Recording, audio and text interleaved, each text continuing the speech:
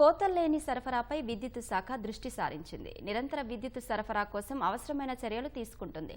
ఈదురు గాలులు, భారీగా వర్షాలు కురుస్తుండటంతో విద్యుత్ తీగలపై చెట్లు కూలిపోవడం, ఫ్లెక్సీలు వచ్చి చిక్కుకోవడం వంటి ఘటనలు చోటు చేసుకుంటాయి.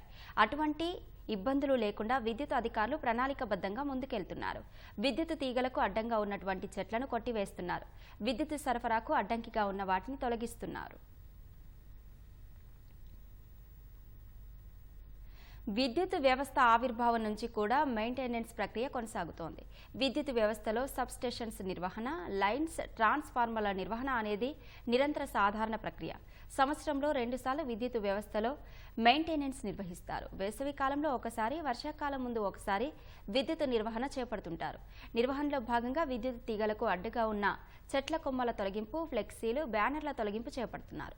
స్విచ్లు, ఇన్సులేటర్, కాంట్రాక్ట్ చెక్ చేయడం, బదులుగా ఉన్న తీగలు సరిచేయడం, తీగలపై పడ్డ దారాలు, ఇతర వస్తువులు తొలగించడం వంటి పనులను అధికారులు నిరంతరం చేపడుతుంటారు.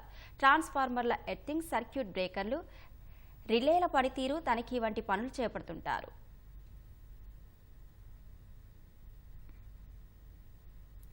నగరంలో ఏ చెట్టు ఎప్పుడు కూలుతుందో తెలియడం లేదు. చిన్న గాలి వచ్చినా, తేలికపాటి వర్షం కురిసినా కనీసం 10 చెట్లు నేల కొరుగుతున్నాయి. నిన్న వచ్చిన ఈదురుగాలకు భారీగా చెట్లు కూలిపోయాయి.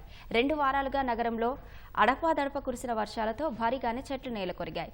దీంతో విద్యుత్ సరఫరాకు తీవ్ర అంతరాయం ఏర్పడుతోంది. ఎప్పటికప్పుడు మెయింటెనెన్స్ చేయడం అనేది విద్యుత్ వ్యవస్థలో కీలకమైన అంశంగా మారిపోయింది. ఇప్పటికే సుమారు 2000 పైచిలుకు ఫీడర్ల పరిధిలో విద్యుత్ తీగలకు అడ్డంకిగా ఉన్న వాటిని తొలగించారు. మరో వారం రోజుల్లో మిగిలిన 2000 ఫీడర్ల పరిధిలో తీగలకు అడ్డుగా ఉన్న చెట్ల కొమ్మలను తొలగిస్తామని అధికారులు పేర్కొంటున్నారు.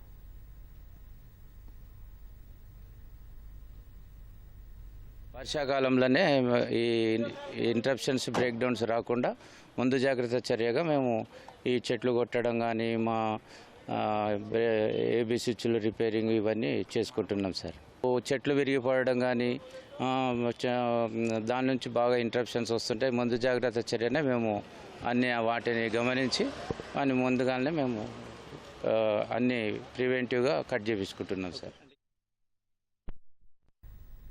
ప్రతిరోజు ఆయా ఫీడర్ల వారీగా పనులు చేపడుతున్నామని అధికారులు పేర్కొంటున్నారు. ఒక్కసారి నిర్వహణ చేపడితే మళ్లీ వర్షాకాలం పూర్తయ్యే వరకు దాదాపు ఇబ్బందులు తలెత్తవని అధికారులు చెబుతున్నారు.